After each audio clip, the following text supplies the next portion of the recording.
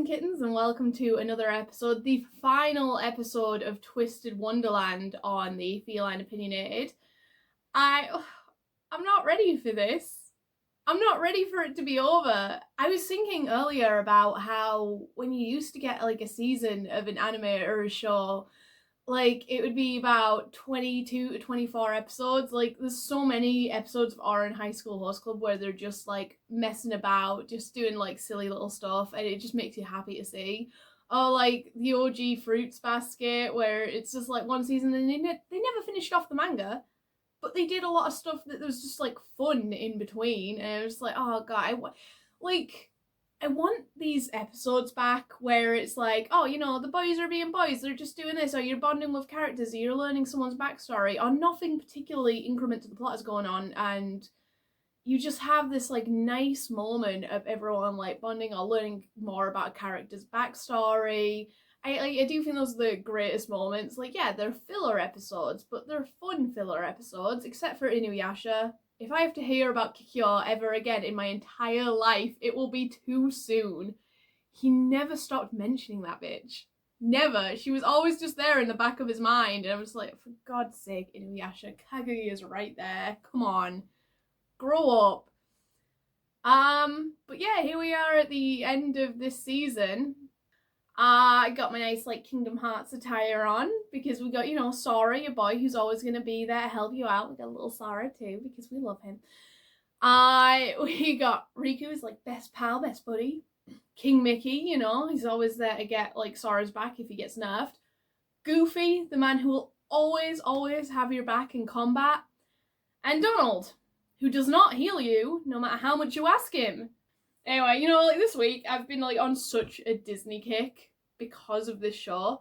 Yeah, Disney's Villain Revenge. I dug this out and I tried to get it to play on my computer on my Microsoft Windows 11 laptop, and my laptop was like, why are you trying to roll something from the Stone Age? I don't want this shit. And I'm like, please, come on. Like, everything on the disc works. And it's like, no, it doesn't. This is a Windows 95 to 98. Literally, that's what it says on the disc. I have tried everything I know. I've tried running it through a DOSBox emulator. I've tried running it on compatibility mode. I've tried finding like anything on the internet. I don't know how to make this game run, and I just want that piece of my childhood back. Okay? That's what I want. If they ever make anything work for like a Windows 11 computer, which is funny because nothing works on a Windows 11 computer, but still, if they ever did, it's that. I want that. I want my childhood back. Oh god, now I'm just thinking about old computer games. There's the old Tarzan one, Turk and Tantor Power Lunch. There's the Disney ones I know. Anyway, if Yukon doesn't use his camera in this episode, I have come prepared. I've come prepared to beat someone's ass. So I do have the power of the Keyblade ready. Anyway, without further ado, I'm stalling. I don't want this to be over. But without further ado, let's get into it. The blot then overflows and corrodes the mage with negative energy. They lose control of both their powers and their emotion, and havoc ensues. That is Overblot.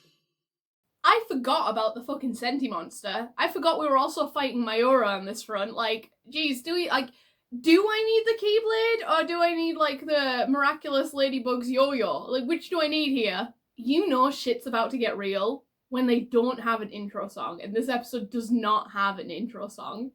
We're not wasting our runtime on a song that you've seen all season. No, we're doing this for real. If he continues to shed magical energy like this, he may well lose his life when it runs out. What? He could die? We must bring him back to his senses before that happens. For losing him would be disastrous, of course, but even worse would be... Never mind. No, Crowley. No, don't say never mind. What's the other effect? What, is he gonna go full Gale from Baldur's Gate and have a bomb in his chest? What happens if he dies?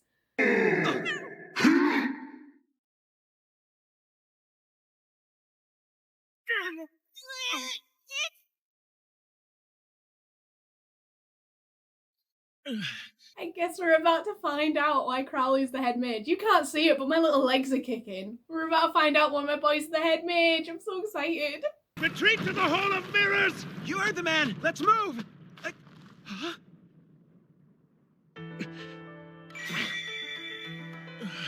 I think this is really kind of neat. Like we got this group shot of everyone being like so ride or die. Like they're going into this battle whether anyone wants them to or not. But I also think that's really upsetting.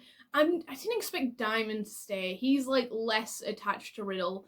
But the fact that we didn't see where Trey was, or that Trey wasn't in this original onslaught running towards, I do think that's like real. Like, unless they show me him next in a state of shock, or that he just does not want to hurt his friend. But even then, you kind of have to, otherwise he's gonna die. But still, I found it really upsetting that Trey wasn't with everyone in that little like group moment. Come forth, giant cauldron! We're still summoning cauldrons? We're still doing that?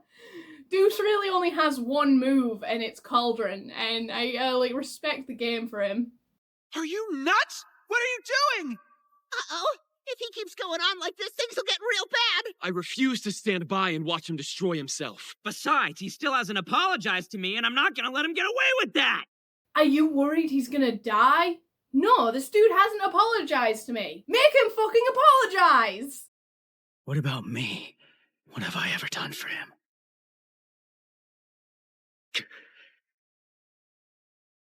I'm staying.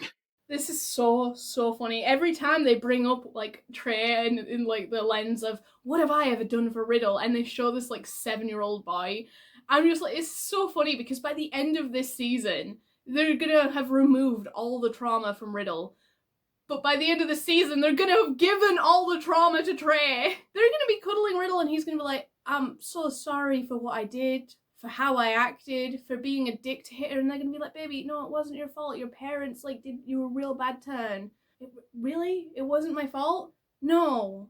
It was Trey's fault.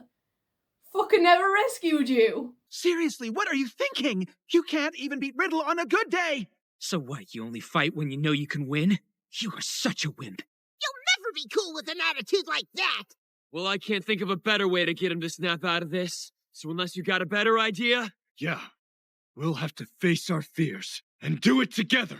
Look, everyone had like a real cool one-liner moment there, but no one is beating Ace's one-liner of you only fight when you know you can win. That resonates so deeply. He's getting like all the best lines of the season. He did one in the last episode, which I mentioned in the other video, about how you're not like the product of your parents, like you're not their possession. I was like, God, every time he just hits so hard in these like last couple episodes. He's like taking all the best lines. Because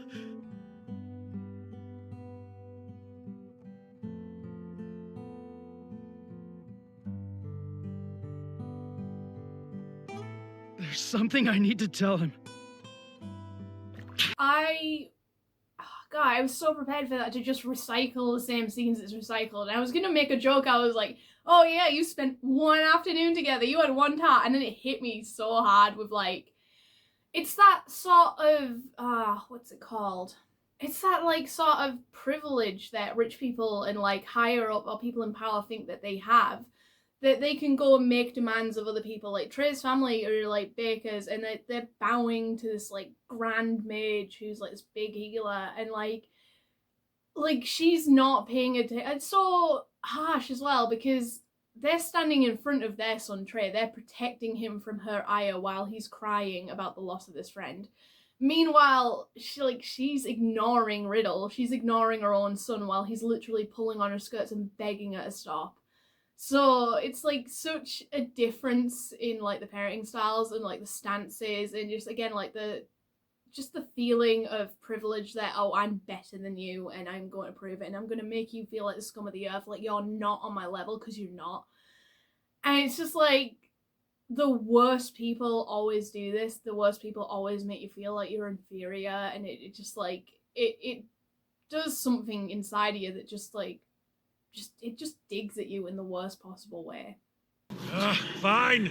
I shall return once the other students have evacuated. Do try to survive, please. Yeah, like Crowley really do be there like, well, yeah, no, yeah, I've got to get these students out of here. You know, I'm not like condoning you like using your powers and possibly dying, but I did give someone a fucking Kodak camera, so maybe use that.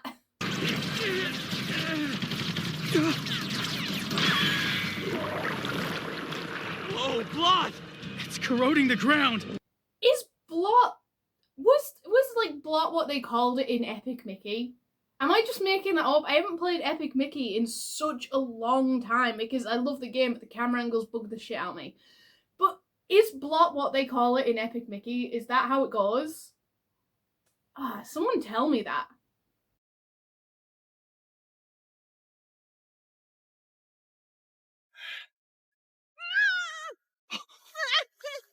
Oh no! Help! This thing's got me pinned! Don't you dare let anything bad happen to Grin. Kill someone else, I don't care. But if anything bad happens to this cat... Oh! I was gonna make a joke about how the kendo stick was like stronger than these like actual magical pole arms and like javelins, but then they got Grim and no. He's a good boy. Not good. Hate the roses!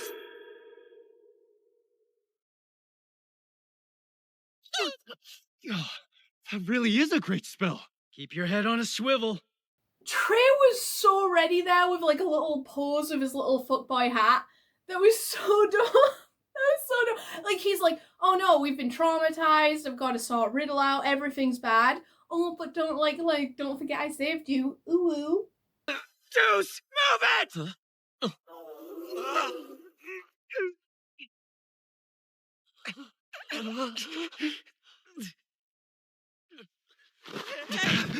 Hang in there, okay? He's dead. He's dead. There's no way he's living through this. He's dead. Okay. From a Sophie perspective, I don't want him to die. But from a better perspective, yes, I absolutely want him to die. This should be the consequence. Actions have consequences, and this is it.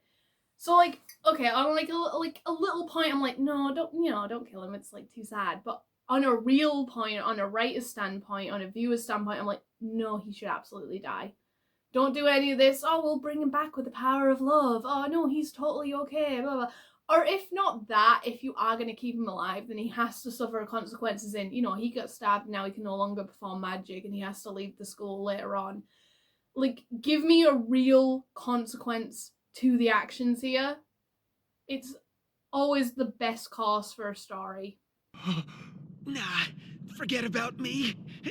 You keep fighting, and don't... Gator! Gator, no! What? You silly. I've been here the whole time. Oh, yeah! Fuck, I forgot he can clone himself! Never mind! I'm such a fool! I got so into it! I forgot that he can clone himself and that's a signature spell! Oh, they got me so good! They had me all aggroed, like, oh, no, you have to have consequences to your show. And it's like, dude, you were introduced to the fact that he can clone himself like 2 episodes ago, you dumb bitch. Oh, God, I was about to cry. I got so invested. Then let's do this! I'll cover you! Hate the roses! KK Gang Gang, time to do your thing! I'm sorry, what? KK Gang Gang, time... Oh, no, don't call them the KK Gang Gang. Not that fast, especially. I thought he said, like, the triple... I thought he said the KKK and then gang on the end, and I was like, oh, no, that's not a good... You've got to change that. That is not a good... Don't ever say that again.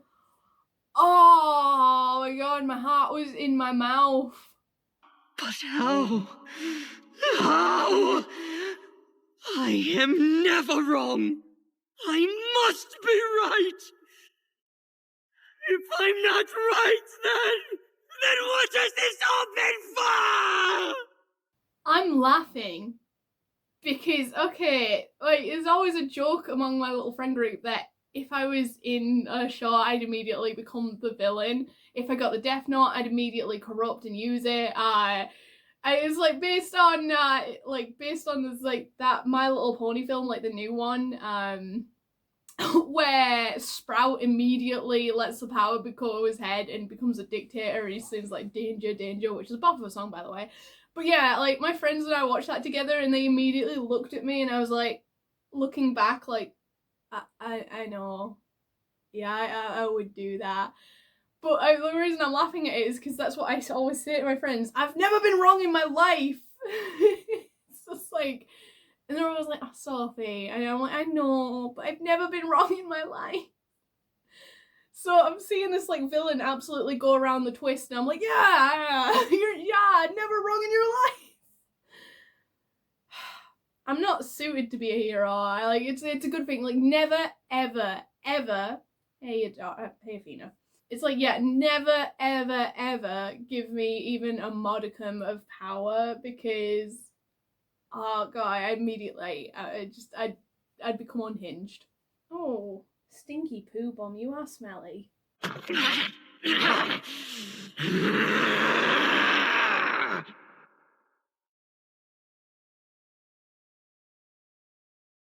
You half-wit! Have you forgotten you can't use magic? I ruined your miserable life! You can really be over here about to hit him with, like, a stick instead of this camera that he has, you know, to take a snapshot. And he's, like, supposed to be like, you can take these pictures, not you can take a hit.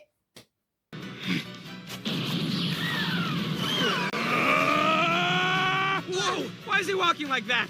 Don't ask me. It's like he has suction cups on his feet.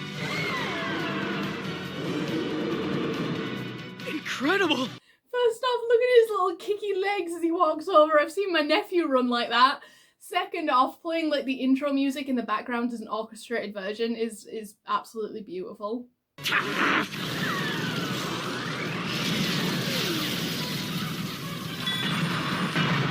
Nice work! You wanna go again? You bet I do! Gosh, I said this last episode about how I'm so happy to see Deuce and Ace work together, about how they're like taking punches for each other when before they couldn't stand one another, and now you've got them literally like as each other's like other half, quite literally, and I'm like, that is phenomenal. It's just phenomenal. Oh god, my boys, they're growing up. Don't let the blood or darkness defeat you!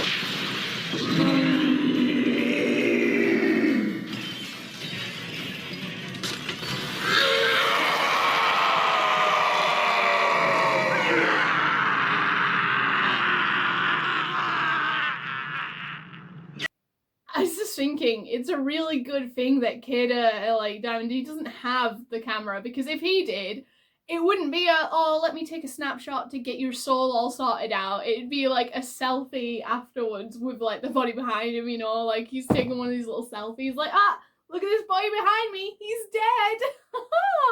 And that would be what healed him, but it would do so much like emotional damage at the same time. I think he'd just revert immediately back to this.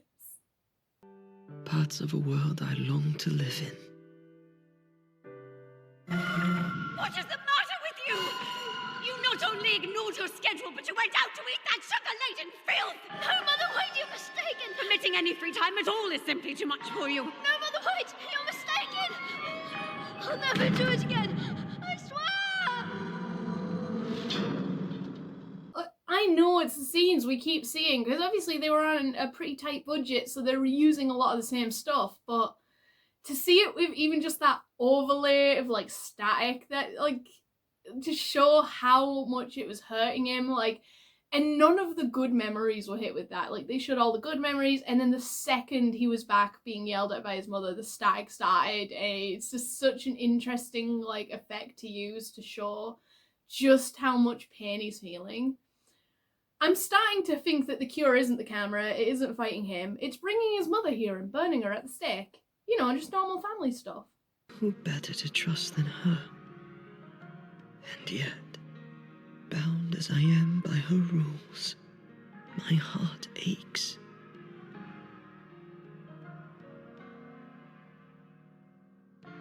I need you, Mother. Which rule do I follow to be rid of this pain? Just barely balancing on knowledge and rules and like all these books on etiquette and wisdom and all the things you have to know versus like all the things that you're like trying to learn on top of that, only for it to become your own prison, is just so sad. Like, this is such a sad way of thinking, that he's like so indoctrinated in this that he's like, what rule do I have to follow to take the pain away? Like, that's, God, it hurts so much. It is like, it feels like such a neurodivergent way of thinking as well. Because I feel like neurotypical people don't really care as much. They're like, yeah, you know, well, I followed the rules and it still didn't turn out right. And neurodivergent people are like, no, I followed the rules and I was told that these are what would help. But like, it's like that feeling you get when someone says, well, why were you late? And then you try and explain why you were late and you're like, well, why are you giving me excuses? And you're like, no, I'm not giving you excuses. You've asked why I was late. I'm telling you why I was late. That was the rule. That was the rule you set. Oh, well, now you're just making it look like I'm the one demanding too much. It feels like Riddle is living in that very neurodivergent mindset.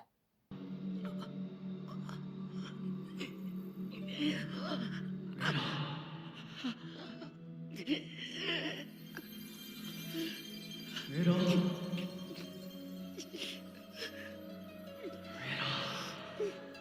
I think this is my favourite shot so far. That, like, first off, you've got the keyhole from like Disney's Alice in Wonderland. That was purely their addition. That like does not appear in the original story at all. It's just like theirs. That like it's this like talking doorknob. But second off, that he's like reaching towards it, and without one of the bottles, like it's the drinky bottles, he's too big to reach through and like get pulled to the other side. Yet he's still reaching towards that redemption anyway, knowing that right now it's futile, but that he wants it more than anything. And also just like the detail in these shots, these are like super close shots with like so much attention paid to them. God, I found so much to talk about in this episode because everything I'm seeing is just like so beautiful. Gator. Huh? I really wanted to eat the chestnut tart. I don't care about croquet or what color the roses are. I don't want to take my black tea with sugar. I prefer it with honey. I like milk tea more than lemon tea. I want to relax with everyone after a meal. That sounded so much like a little kid after they've had a crash out. Like, I really wanted to eat the tart. And then now he's just like listing off all these things he wants to do that are stupid rules that he's enforced on others. But he's only been doing them because he's been so afraid of what would happen if he let down the rules. Oh, God, this episode's gonna fucking destroy me. No way. Riddle Roseheart's crying like a baby? Don't you think you'll get away with this just because you started crying? You could use a crash course on how to read a room. Riddle, I'm so sorry. I knew you were struggling. I did nothing but look the other way. But I won't do that anymore. Riddle, the way you've gone about things is wrong. You owe everyone an apology. Look, I'm all for him giving everyone an apology, but would someone hug him first? I don't think he's ever felt human fucking affection. God, what are you all so afraid of your own emotions that you won't give this boy a hug? I always wondered what I'd say if you ever apologized. And now that we're here, you know... One rinky-dink little sorry ain't gonna cut it. I will never let you live this down! You sure you want to say that right now? Absolutely. This dude walked all over me and my pride. Plus, I worked really hard on that chestnut tart, and he threw it out with the trash. He's gonna have to prove it to my face, because his words mean nothing to me. Oh my God. Deuce! The boy's recovering from emotional trauma, and you pull a crash out like that. Hey, your words are trash. I want actions. Actions speak louder than your shitty words, you punk. Oh my God. Ace is a guy. He's one of the better characters too. I think he definitely makes it in my top 3. Crowley, Grim, and then potentially Ace, like, right there, because he's such a little bitch. He's such an arsehole. Ugh, all that running and fighting and screaming made me so hungry I could eat an elephant. Hmm? Oh, I know that smell. Oh, look, this is the same type of rock that came out of the big fellow we fought in the Mage Stone mine. That's it. That's a good boy. You go around eating those corpses. That's what we like. Well, don't put it in your mouth before you... Stop it! It's so rich and sweet and complex, and I can detect the faintest hint of a lovely bitter aftertaste. You're going to destroy your stomach doing that one day. That's what you think, pal. What kind of cast iron guts do you have to process that? Eating stuff off the ground could still make you sick, you know. Now that you mention it, this grass looks pretty good. All right, stop that. Spit it out. That Spit doesn't it out. Oh, I love the cat energy of, yeah, no, don't pick that up. Don't eat that off the ground. Fucking grass. Oh my god. I've got to stop Hades all the time. I've got like a bleach cleaner. I had to use it yesterday for something. And oh my god, it's like it's mixed into a straight, and he fucking loves the smell of bleach. So he was like trying to rub his little face on it and like pulled him away. Like, no, but until this dries, I have to stay here and stand sentinel now. Thanks. He's such a prick. Like, oh, why does he want to eat bleach? If anyone makes a joke that my cat is suicidal, I'm going to get very upset. No one gets to make that joke. You don't have to give up on every rule at once. Even if you don't spread jam on the dormouse's nose, you can still eat some. Instead of thinking in absolutes, try thinking, what if we did it like this today? Yes, that is wise. That is such cute and good advice that you just like sat there like, hey, you know, like baby steps. We take this at baby steps. Also, I'm so glad that none of these other guys were around to see Riddle have like his absolute meltdown, like crying, because it was like so uncomfortable to watch in like the best way. You should be uncomfortable to watch that kind of thing because you want him to be okay. So yeah, I'm like really glad that there was like as few people as possible to see him crash out like that when he's like crying over all the things he's missed out on. Riddle sounds cool. Where were we? Ah, yes, silly of me. Our unbirthday.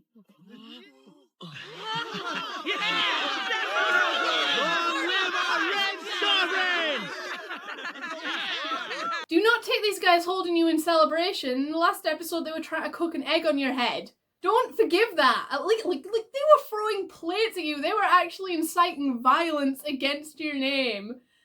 You know how much I'd hold on to that? Especially the egg. It's so salty. The heck did you do to make it come out like this? What? I read the recipe so carefully, and I measured each ingredient twice. There shouldn't be anything wrong with it at all. Though I suppose I may have used a bit too much of Trey's secret ingredient, the oyster sauce. You did not. Of course. When we were small, he said that all the greatest bakers use it for depth of flavor. And you believed him? Would you stop getting up on this, boy? Baking is hard. Cooking is not, alright? Like, you get to do whatever you want with that shit. You, like, feel it with your entire heart. You're like, oh, yeah, let's throw some beans in there. That sounds good. Yeah, you know, does this look good? Yeah, fuck it. Let's add this. And you just add your ingredients by what you're feeling. And you're just like, how much chili is too much chili? Guess we'll find out. But with baking, if you even go like an inch wrong, it's like, oh no, I'm the most scientific thing you've ever made. Okay, I'm like calculus, and if you've gone wrong, you fucked it, girl. And I'm like, oh god, why are we like this? Baking is hard. Baking is so hard. So like, it's not. It's like, and moreover, when they were doing their whole tart thing, I remember you fell for the oyster sauce thing too, you little fuck boy.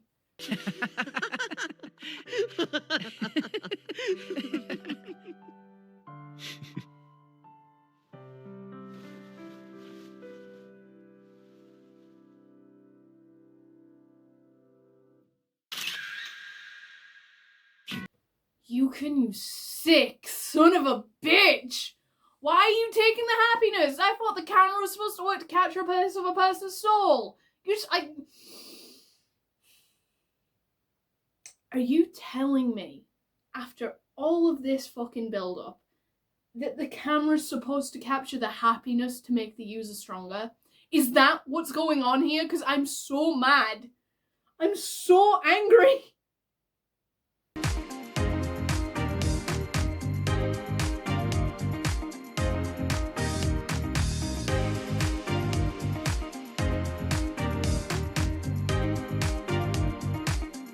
This isn't a magic camera. This is Instagram Reels. This is just like regular 4 album. This is just normal photography. Also, I think the animation budget might have run out here. Wait, Chenya, why are you here? Please, you can't throw such lavish parties and expect me to skip every one. Merry on birthday. Okay, seriously, who is that guy? Oh, Chenya's a friend from another school. I was right! There's another school! I was gonna make a thing about Chenya, about how cats go what they want, but I got what I wanted instead, and it's Cinderella's fucking castle! Ah, does that mean that Chenya's in the hero school? Because like I said, Chenya's kind of like an in-between character, like neither here nor there. But again, if Chenya's at this school, that's another all-boys school. Give me the girls' schools, give me the girls' schools right now! He's a student at the Royal Sword Academy, which happens to be Night Raven's rival school in many respects. You guys got other magic schools? Yeah, though normally we only ever get to see him at spell drive events. What's spell drive? I really should be focusing on whatever spell drive is going to be, but I'm loving this background scene of Riddle trying to get Chenya out of the sky, because I've tried to get the cats off particularly high shelves sometimes, or places that they shouldn't be, and I think about it always. It's a famous sport. You might enjoy it. Players battle for control of a disc using their magic abilities. We've got an interdorm tournament coming up soon. You need more than strength to win a spell drive game. You also gotta use this. You're devious, Leona. I hope they're prepared. I'm taking everything. Okay, so season 2 is going to be Blue Lock then? Okay, also season 2 is apparently going to be like the Scar House. And I'll refill my teacup again and again. I don't care if all that tea will keep me wide awake. If I want to enjoy my tea time all night long, then I shall. Riddle? You know, some rules really are there for a reason. Don't feel like you have to change your good habits. I kind of love that little chibi tale at the end that they had, because it's just like everything in moderation, like, and just learning which rules are good and which rules are bad, which I feel like a lot of people who've had like an overbearing lifestyle put upon them like have to relearn everything and go, no, well, why was this rule here? Was this one like one of the good ones, or was this one of the bad ones? So I think that was actually really sweet. Okay. That's the end of the season. I'm not ready to say goodbye. Okay, so season 2, we're obviously going to be focusing on like Scar's house, whatever that's called. I've completely forgotten its name. And like, I think that, like, that's going to be fun, because we're obviously going to have like the sports season, yay! Which means we're going to be getting to see a lot of the characters from the other school, I hope. So next season, I don't want to, this is like such a contrary thing I want, because I'm about to like contradict myself, in the sense that I don't want to see too many new characters, because I don't want to be overwhelmed with like 500 characters Game of Thrones style, but I also want to see more characters than we got this season, because it stayed very safe in focusing basically on like 6 characters. So like I'd like more than that. I also like, but at the same time, I don't want it to like drop the like characters we've had completely. Like, yeah, they can definitely take a sideline role, but like to see them here and there, like they're part of Yukin's friend group now, so I feel like to drop them completely wouldn't be right. But yeah, they don't need to be like in the spotlight as much, because we've just spent a whole season focusing on them and their issues. I just want to focus on Crowley. I just want to focus on Crowley. He's my guy. He's my guy. He's my favorite character. No, like, so I've been thinking about like how the next couple of seasons will go, because I know they've got up to season 3 confirmed. I don't want every season to end in like, oh, this guy's personal issues have gotten to him, and so he's gonna turn into like monster like of the week. So I really like don't want it to be that. I do want more episodes per season.